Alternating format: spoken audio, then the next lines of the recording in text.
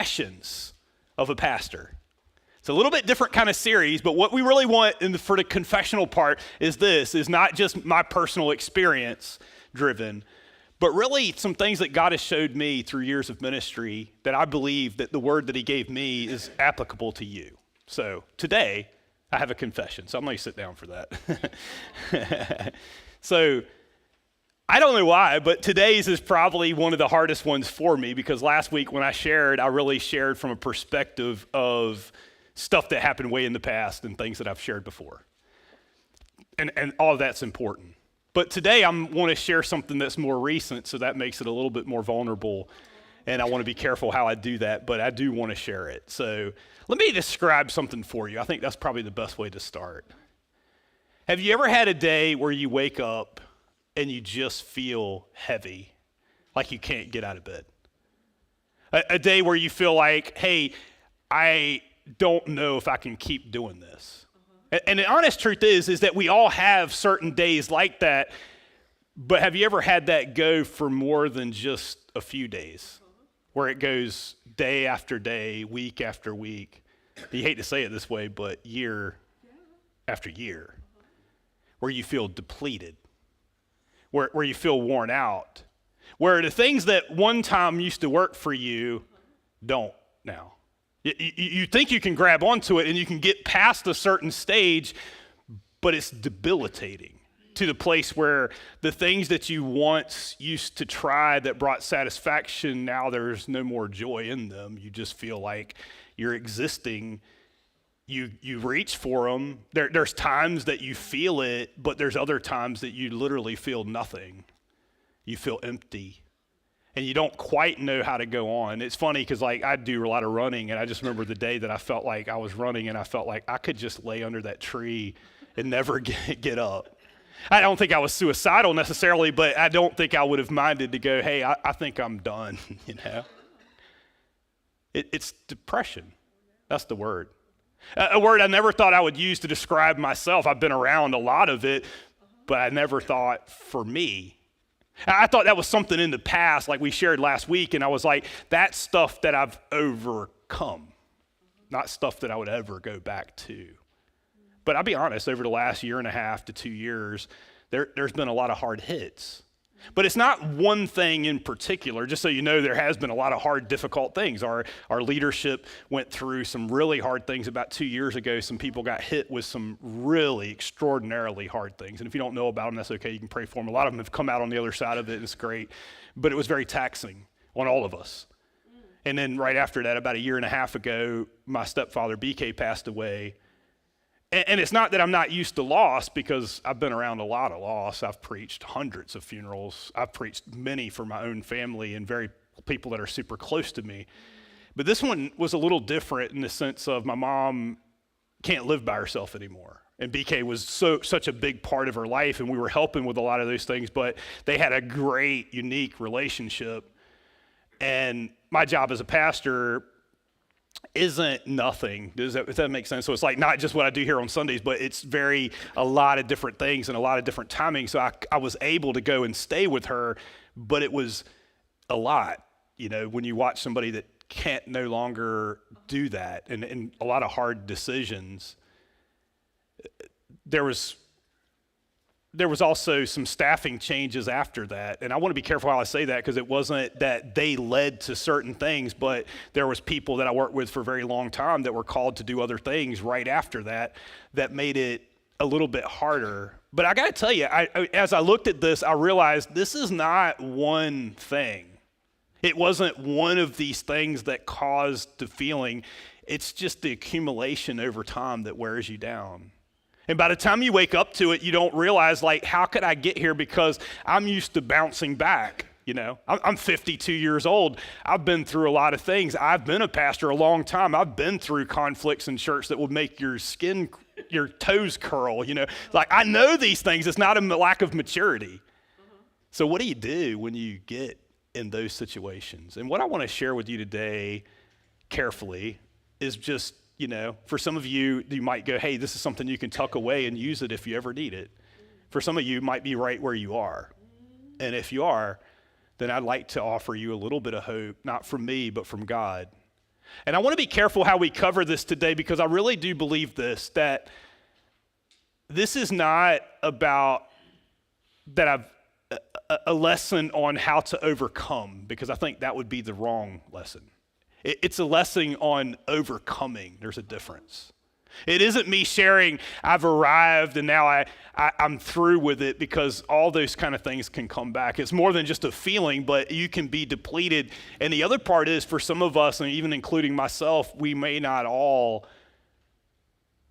be the same afterwards. And that's okay. God does different things with us, and you might not be able to see that. But what I would like to do is kind of share some things that worked and some things that didn't.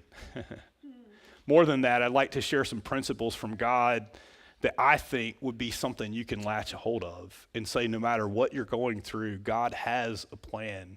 And there's some things that really could help us. And I actually did some research on it.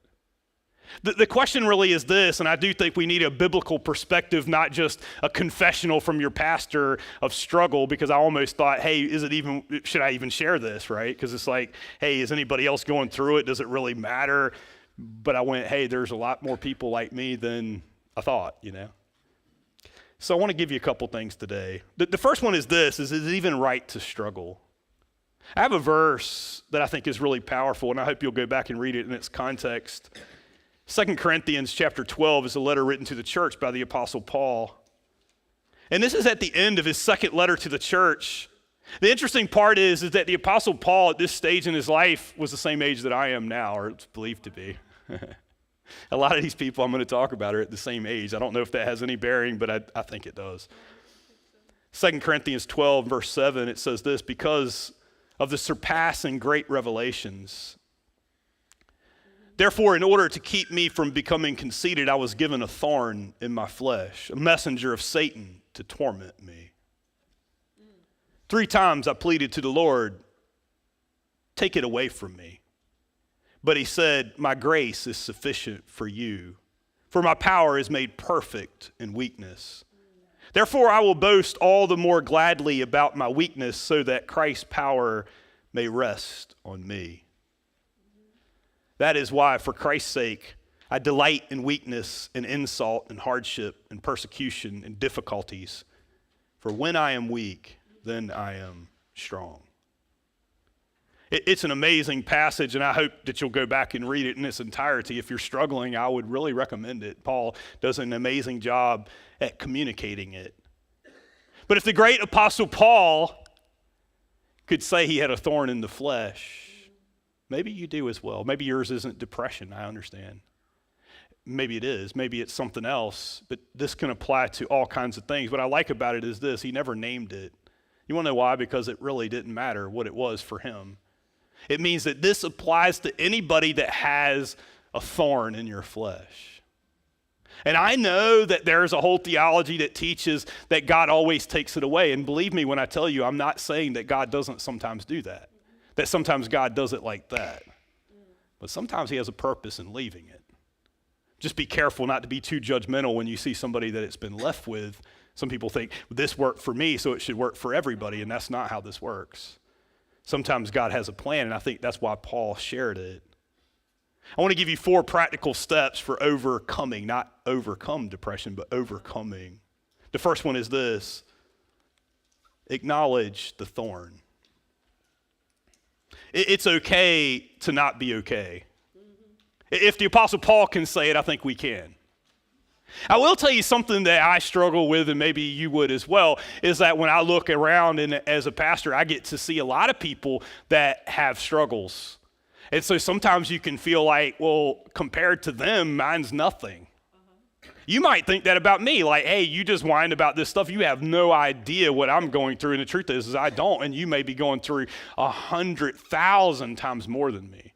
In fact, during this season, I read the book, A Man's Search for Meaning by Viktor Frankl, who survived a Nazi concentration camp, a neurologist and psychologist that survived it and lost his wife and everything. And you're thinking, compared to him, I have no problems, right? But I think of something that Pastor Thomas Steele from Elevate said, I interviewed him about his book a number of years ago. His book called Wombs to Worship is a very powerful book, and I wanted to interview him, and we did a series on worship, and we used part of it. But one of the things that I took from it in the interview and in the book itself, that he said that when he was going through times of depression, he said that he felt bad because he had a friend that came alongside him to encourage him that had lost a child. And he was like, I have never experienced that. I mean, they lost a child at a very young age. And he was like, the guy came to him and said, hey man, I'm praying for you. And he's like, how can I feel that way when you are going through so much? And his friend said, pain is pain. I think somebody might need to hear that today. That if that's you, it's okay not to ignore it, because there are certain things that are thorns in the flesh that if you ignore them, they'll destroy you. You can't just push through. That's the difference. I've always been a person that believed that a lot of my life, and I believe that about many things. But I do think this is one of those things that is counterintuitive. If you try to push through this, it would be like quicksand. You'll just die faster. Does that make sense? So be careful with it. I want to recommend a book that I came across during this season in my life. It was one that I had started, but when I was in my push through stage, I kind of ignored this book because I didn't need it right then. And maybe you won't, but maybe it'll be one that you might need later.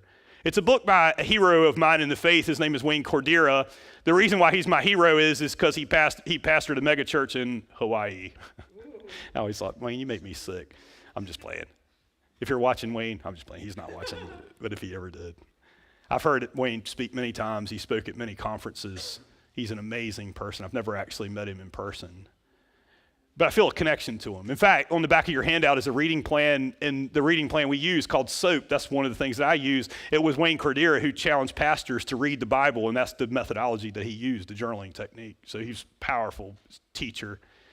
But he went through a crisis in his life when he was about 52 years old. That's what this book was about, where he had been teaching and preaching and just giving and giving. And he said, one day I was out running and I was supposed to go to a conference that night, a big conference.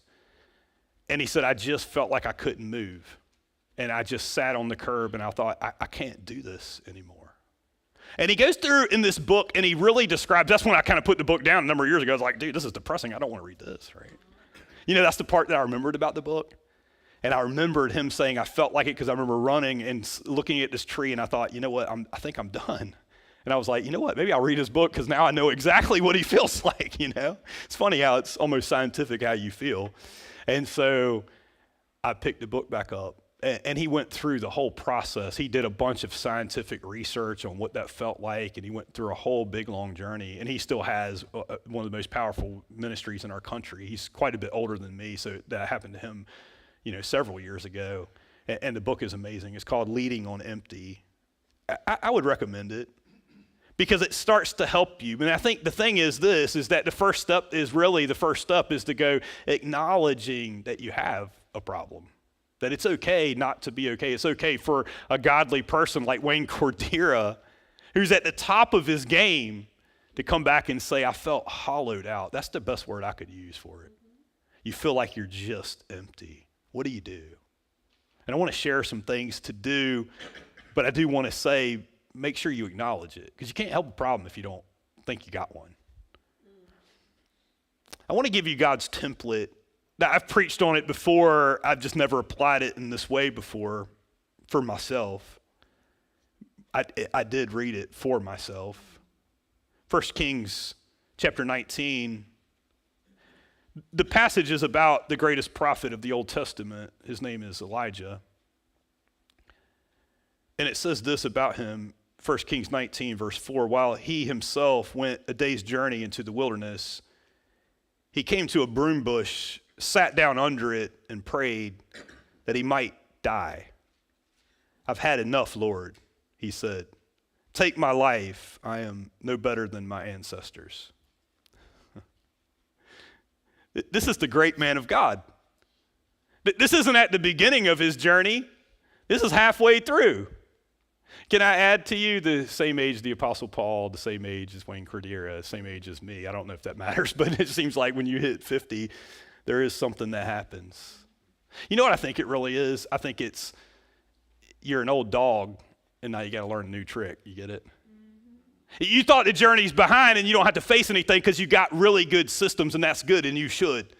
But there will come things that you can't get past, and that's exactly where he was. It's funny because he wanted to lay down under a broom bush. Sounds like the rest of everybody's story that I've read so far. What happened to Elijah, the greatest man of faith in the Old Testament? Elijah did miracles that no one else has ever done. Yet he found himself, after a huge victory at a place called Mount Carmel. I only bring it up because this church used to be called Mount Carmel for over 150 some years, maybe a lot longer than that now, back past the Civil War. We were called Mount Carmel. We draw from that name. It's what happened on Mount Carmel that mattered. He had this huge victory where he faced off against all the prophets of Baal, 600 prophets against one man, and he overcame them. But now he's in the wilderness right after this event, deep depression, to the point of wanting to die. Let's keep going. Verse 5. Then he lay down under the bush and he fell asleep. All at once an angel touched him and said, "Get up and eat." As you look at this, I want to tell you that, can I tell you God understands psychology? Not to say you wouldn't think that. I think we want to follow the Bible, not just pop psychology, but I will tell you, it says about Jesus, one of his names is Wonderful Counselor. Mm-hmm. This is really powerful. You know what he didn't say to him? Get up, man of faith. What are you doing laying down and being depressed? That's not what he did to him. He took care of his physical needs. When you're in depression, you are so exhausted, you can't move. That's what he felt like. And he didn't say just get up, he took care of a physical need. It goes on to say this in verse 6. It says he looked around and there by his head was some bread baked over coals and a jar of water, and he ate and drank and he lay down again. And the angel of the Lord came back to him a second time and touched him and said, "Get up and eat, for the journey is too much for you." So he got up and he ate and he strengthened by the food. He traveled 40 days and 40 nights until he reached Horeb, the mountain of God. He ate.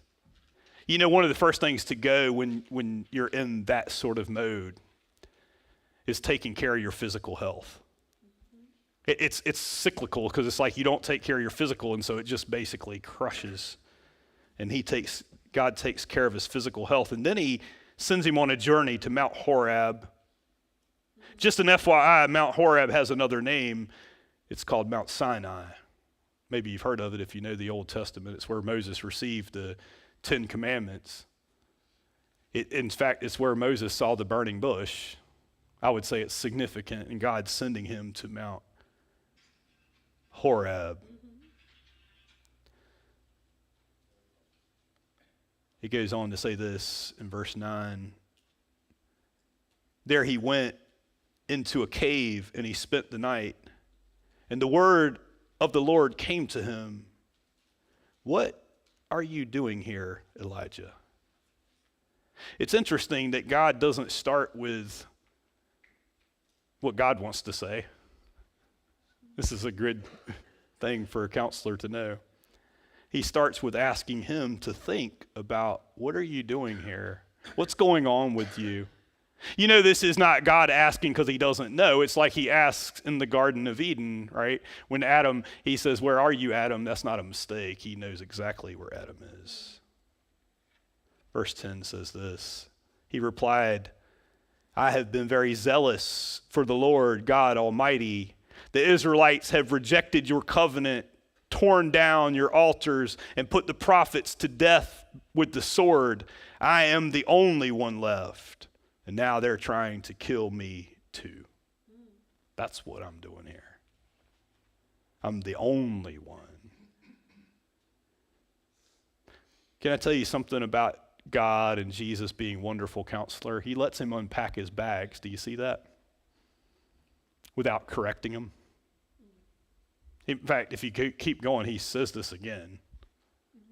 He's letting him share.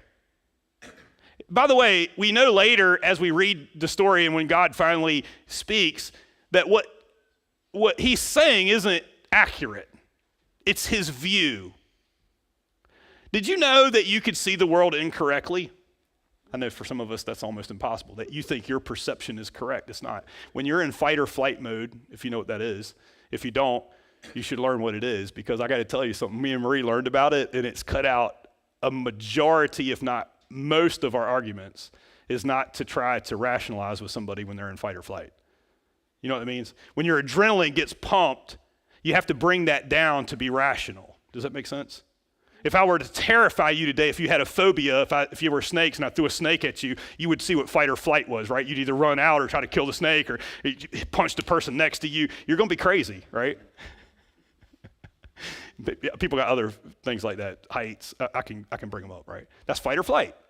But there's things in life that tear you down to the place where now you're in survival mode and you think you're making rational decisions and you think you're seeing the world correctly as he thought he did. And you know what God did? He allowed him to express it.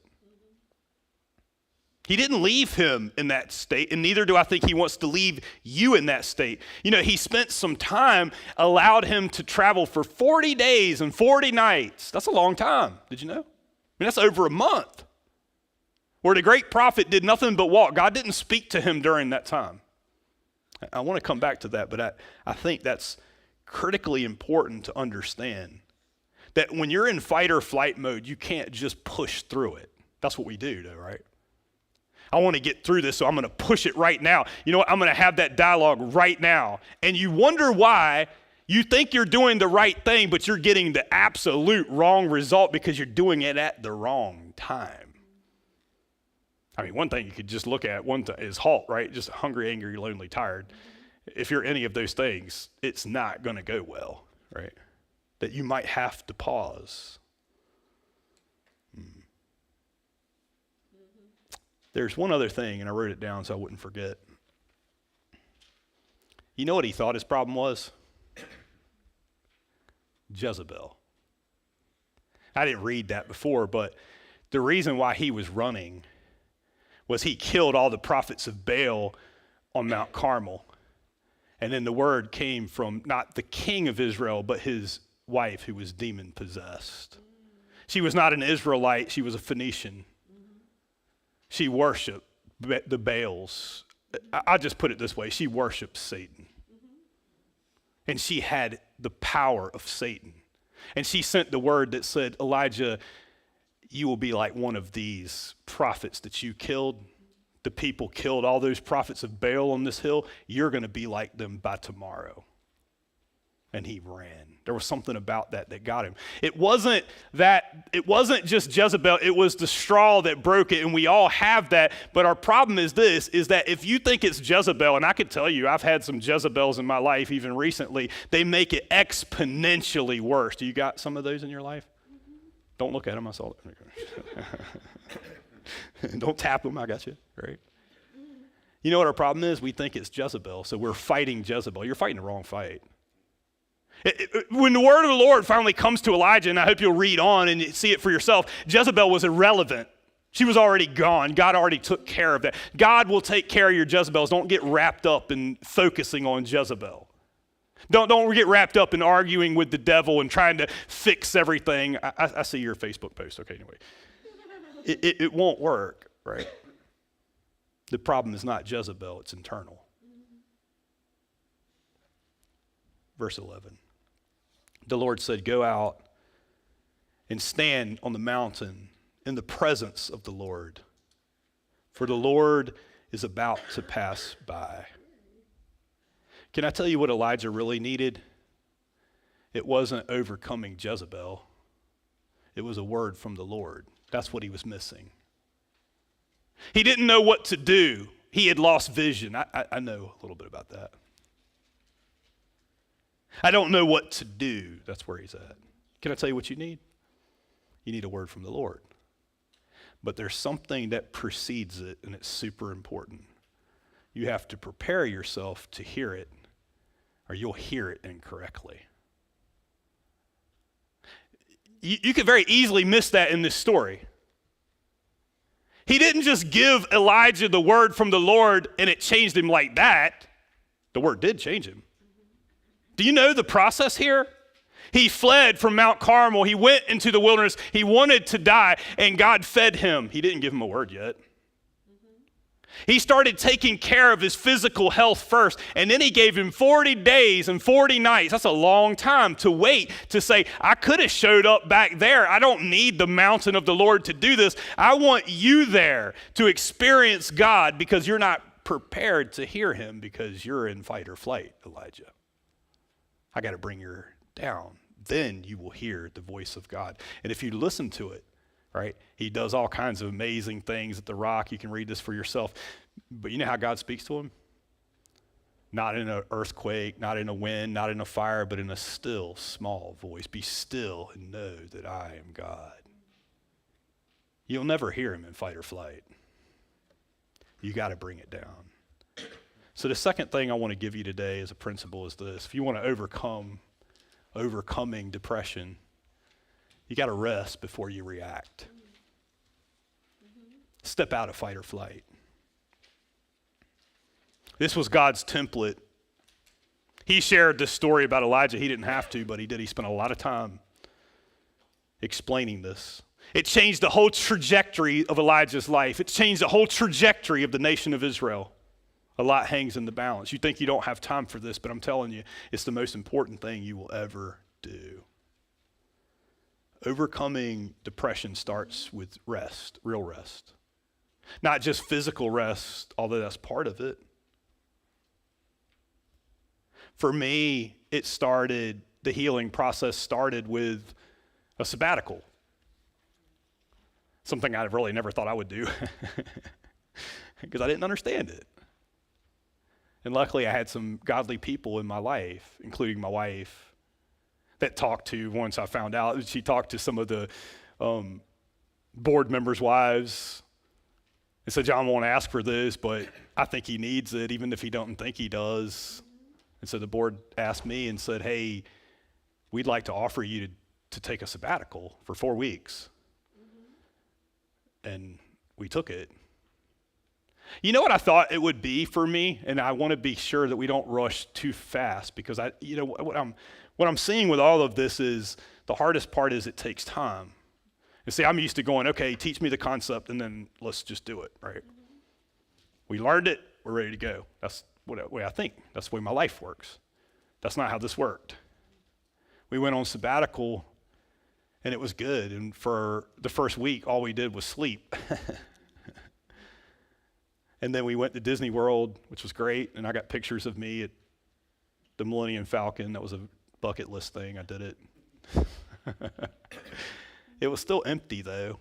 I thought I was going to go there and get the vision from God and come back and go, here's what God's vision is. That's not what happened.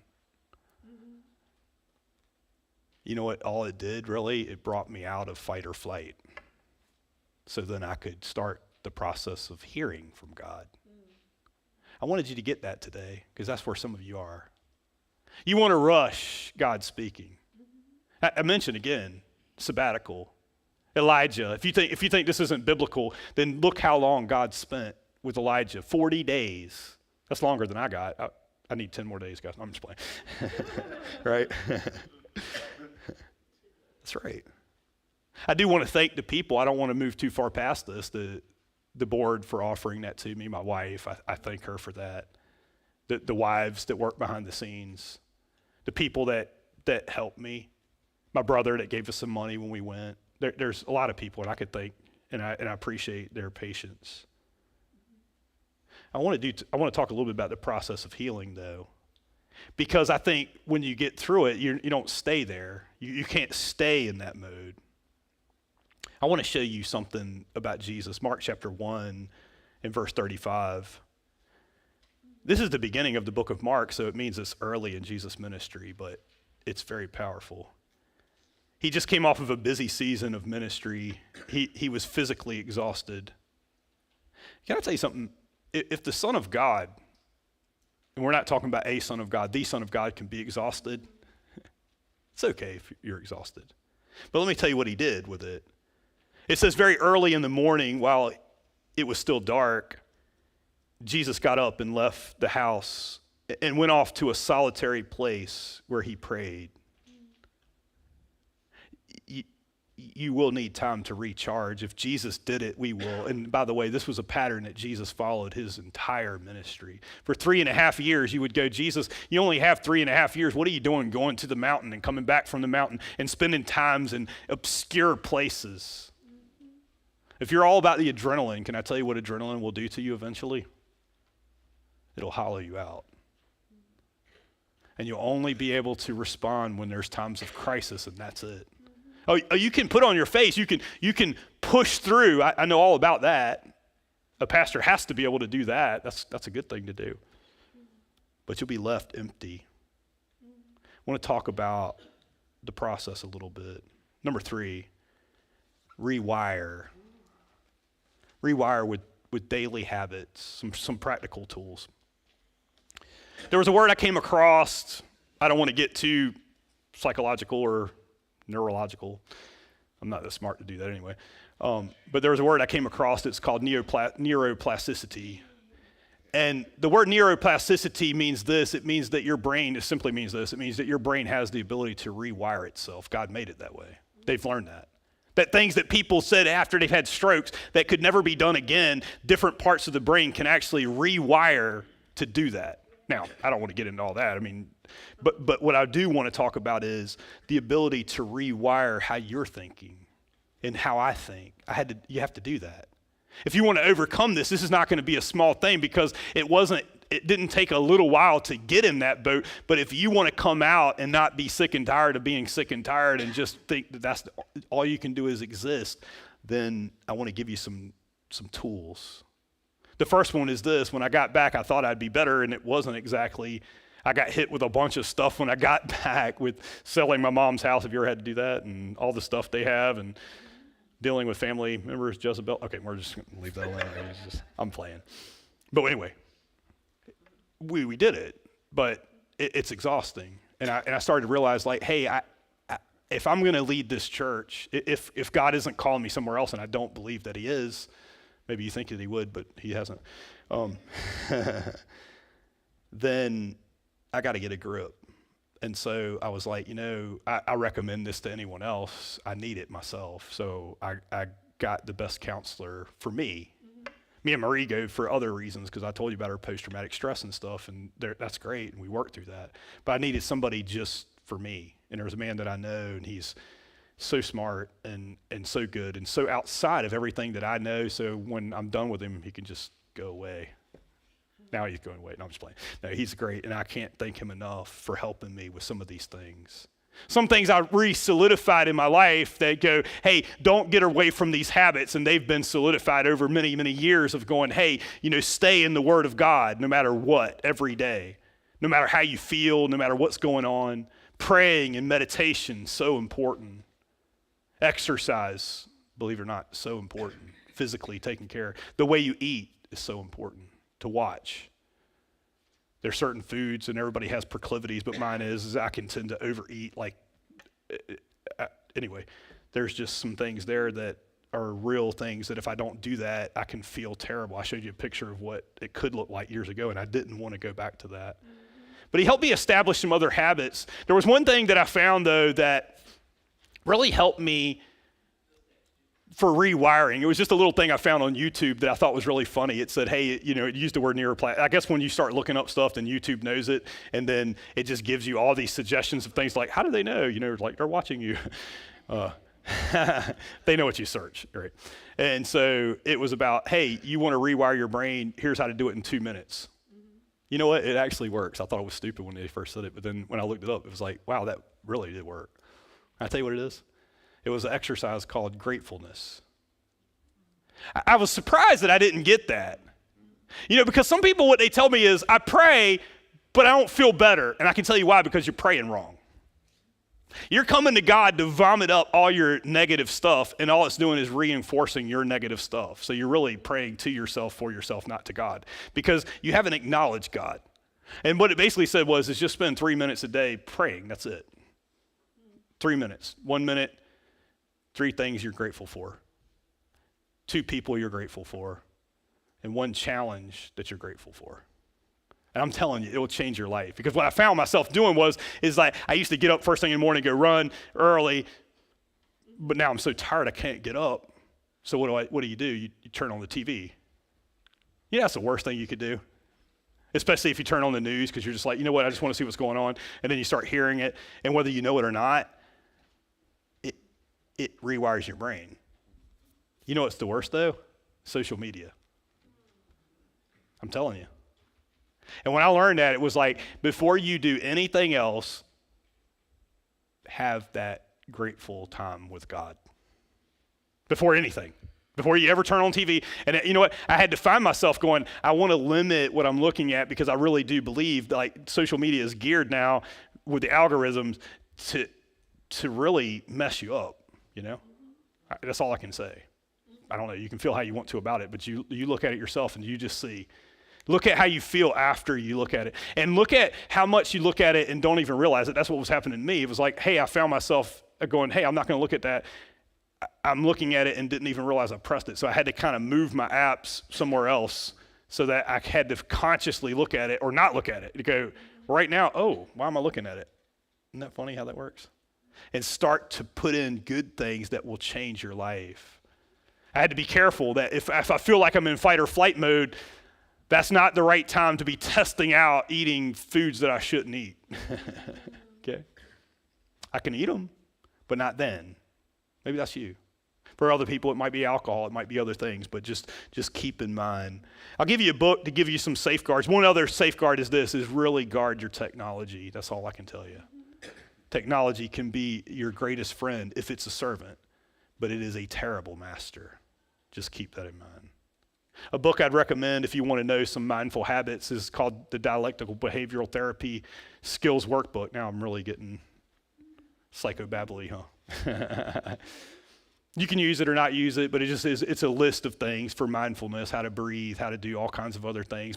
A lot of the things that we saw that God did with Elijah, quite honestly, but it's just put down. So you can look at it. If it helps, that's great. Here's where I want to end today. Jesus, on his Sermon on the Mount, he ends a portion of it this way after teaching on prayer and then talking to them about worrying, which is a deep part of depression, it's projection. He says this, but seek first his kingdom and his righteousness, and all these things will be given to you as well. Therefore, do not worry about tomorrow, for tomorrow will worry about itself. Each day has enough trouble of its own. The last thing I want to give you today is this, is that trust the journey. There was an old-time word that they used that was called providence. Do you trust providence? You know what it means though, right? Can we make that a little bit more personal? Because back then it was almost like trusting, destiny kind of thing. It's not that. God. Would you trust God in the process? That God has a process, that God knows exactly what he's doing. Maybe if you don't know that, go back and read some of these stories that I gave you. I didn't give the full account. You can go back and read about Elijah and what happened to him after that. God had a plan for that. God has a plan for you.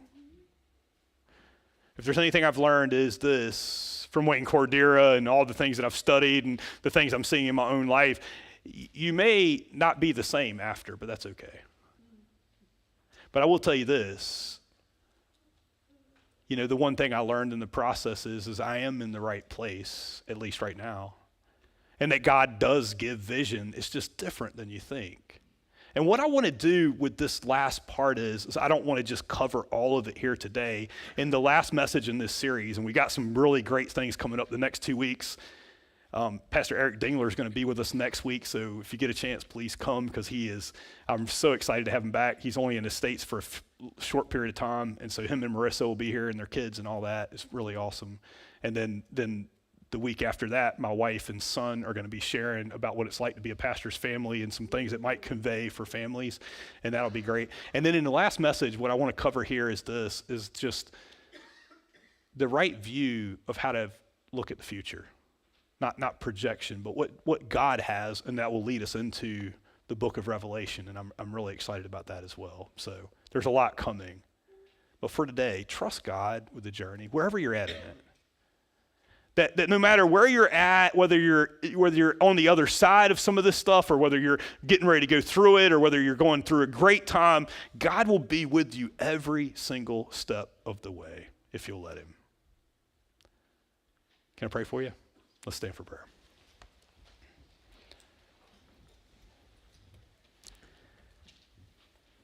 Father, I thank you for this day. I thank you to share, and I hope that the word's conveyed so that it's not just from me, but from you. And that's really all I'm going to say about that, Lord. I thank you for the story. I thank you for speaking. I thank you for being bigger than any box that we find ourselves in. But I want to pray right now, Lord, for maybe somebody that's right where they are right now. That maybe the mask is great. Maybe nobody knows that's what they're going through, but it's debilitating. And maybe they feel like there isn't any hope. Maybe the regular things they've tried aren't working. But maybe they could see, even through your word, Lord, that you could reach beyond what they understand. With man, it is impossible, but with God, all things are possible. That the Apostle Paul, if nothing, when he shared that about the thorn, was that you had a purpose in the thorn. We can't even imagine that you could, but you could. And you could bring out greater things than we could ever dream or think or even ask, Lord. You could take us to a whole nother level. And the good part is, Lord, no matter where we go in the future, I think that last verse really helps us, because part of our problem is that we are sometimes terrified about where this is going. But the good news is we don't have to figure it all out, Lord. You've got it. All we have to do is our part today. Maybe that's a relief for somebody. I just believe, Lord, maybe in this moment there's somebody that has the weight of the world on their shoulders. And I'm so glad John picked that song today about because he lives, I can face tomorrow. Because, Lord, we have no idea what's going to happen tomorrow. And if it's anything about like some of the stuff we've seen, it's terrifying. But we don't have to be terrified, because you'll be right there with us. We can get through this one step at a time, one day at a time, and you'll be there. You're God today, you're God tomorrow, you're God forever. And you will bring joy back into our life in a way that's deeper than we could ever imagine. You know, I came across that phrase, Lord, you can't teach an old dog new tricks, but the truth is you can. It just has to go deeper. So, Lord, I just pray that for somebody today.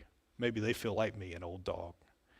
But, the truth is you want to take them so much deeper. That's what my prayer is today. We pray all this in Jesus' name. Amen. Guys, if you need prayer today, we'll be here after the service. For everybody else, God bless you. Have a great week.